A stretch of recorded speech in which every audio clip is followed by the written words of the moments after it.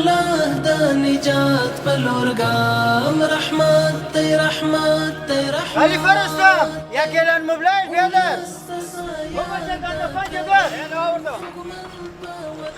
څنګه سو استاد جانا تیل د تخلیه کړ په خیر بیرته روان لکه چې تخلیه چی کاری چی تیل مسترد شد پس میبرمش عجب است مردم تیل میاره پس میبره چی خنده داره بیادر ما خب دل خود نیستیم خلیفه یا به خیالم از اداره ملی استاندارد هیچ خبر ندارن اداره ملی استاندارد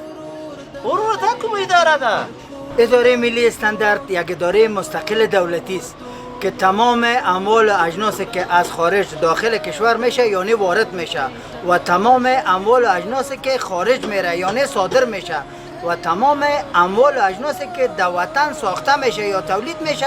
توسط لابراتوارای خود چک و بررسی میکنه بازبات از در بازار عرضه میکنه. لکه کوم شان و استاذه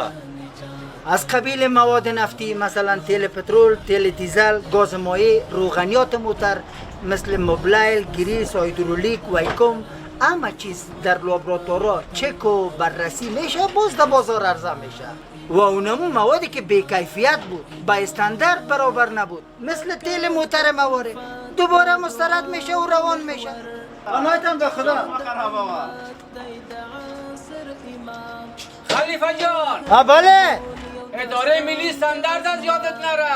توبهم باشه اداره ملی استاندارد چطور از یادم میره؟ استاندارد ملی، تولید ملی، اعتبار ملی.